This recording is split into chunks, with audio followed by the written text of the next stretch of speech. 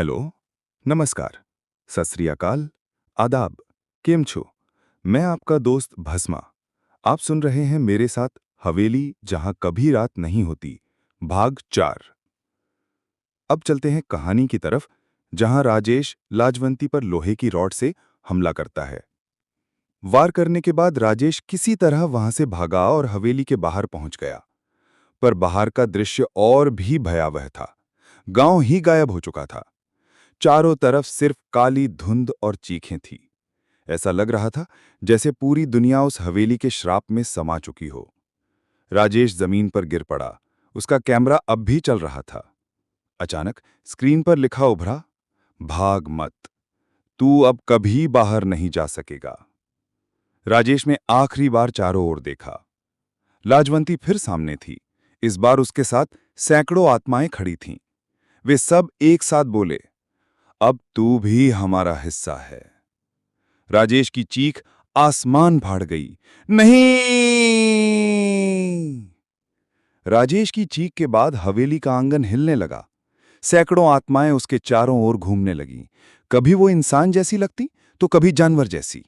उनकी आंखें लाल चमक रही थीं और वे सब एक ही स्वर में बोल रही थीं, तेरा खून, तेरी आत्मा, हमारी मुक्ति। राजेश जमीन पर गिर पड़ा।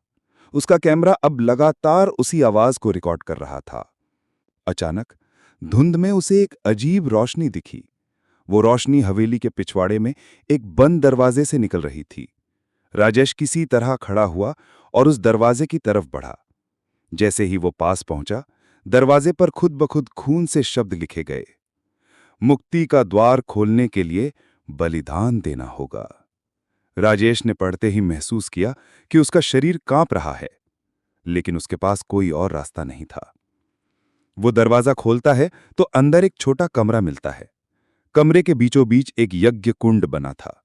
चारों ओर जली हुई लकड़ियां और राख फैली थी। एक आवाज गूंजी, राजेश, अगर बाहर जाना है तो अपने खून की आखिरी बूंद इस अग्नि को दे। राजेश का दिल धड़क उठा। अगर मैंने खून दे दिया तो मैं मर जाऊंगा। आवाज फिर आई, या तो तू मरेगा या यहां हमेशा कैद रहेगा।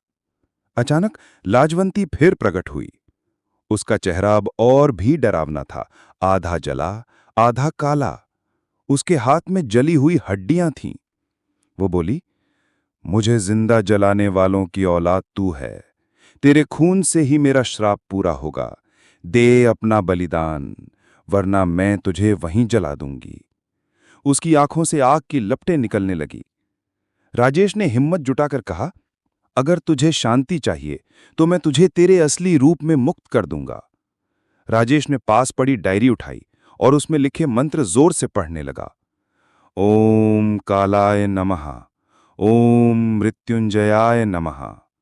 जैसे ही उसने मंत्र पढ़ा, हवेली की दीवारें कांपने लगीं। सैकड़ों आत्माएं चीख उठीं।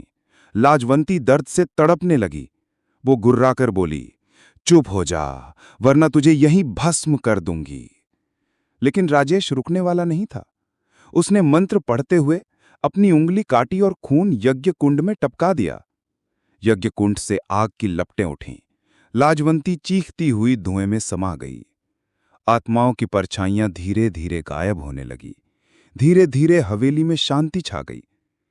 पहली बार सदियों बाद हवेली की खिड़की से सुबह की किरणें अंदर आईं।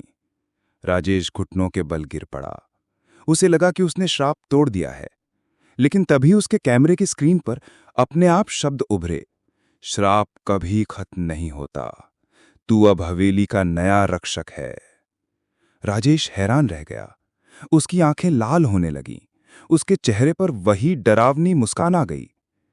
राजेश ने जैसे ही कैमरे पर लिखा संदेश पढ़ा, उसका पूरा शरीर कांपने लगा। उसकी आंखें धीरे धीरे लाल हो रही थीं।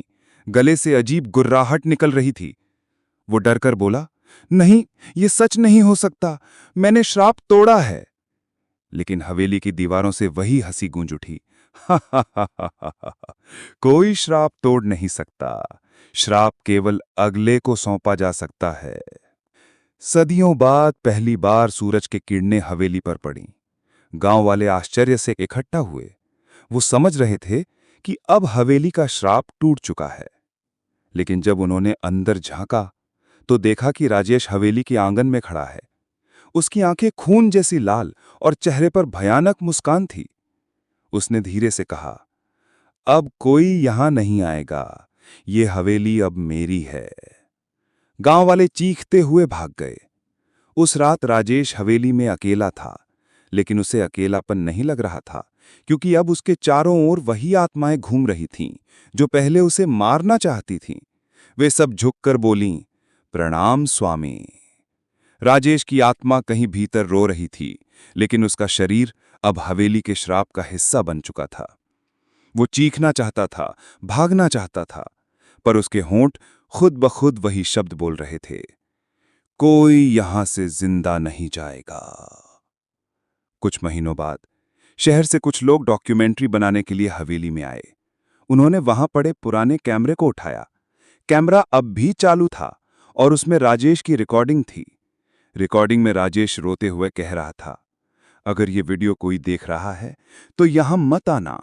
ये हवेली इंसान नहीं, आत्माओं का घर है।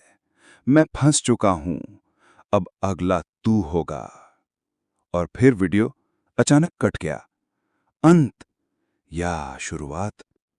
कहा जाता है कि आज भी कचनौर गांव की काली हवेली में रात नहीं होती, और जो भी वहां जाता है उसे हवेली का नया हिस्सा बनना पड़ता है। गांव वाले कहते हैं कि अगर किसी ने गलती से हवेली का दरवाजा खोल दिया तो अंदर से एक आवाज जरूर सुनाई देती है, स्वागत है, अब तू भी हमारा है। ये स्टोरी अभी यहां समाप्त नहीं होती है। स्टोरी जारी रखने के लिए अपना प्यार देते रहें। जितना आप लोगों का प्यार और सपोर्ट मिलेगा, हम आप लोगों के लिए आगे की कहानी लेकर बहुत जल्द लौटेंगे। शहर से आए डॉक्यूमेंट्री बनाने वाले लोग, उनके साथ क्या हुआ, जानने के लिए ऐसे ही सुनाएं। कमेंट में बताएं कहानी कैसी है। आगे सुनने के लिए बी कंटिन्यू लिखें। हमें अपनी राय दें। धन्यवाद। आगे की कहानी और भी सस्पेंस से भरी हुई है। सुनिए आगे।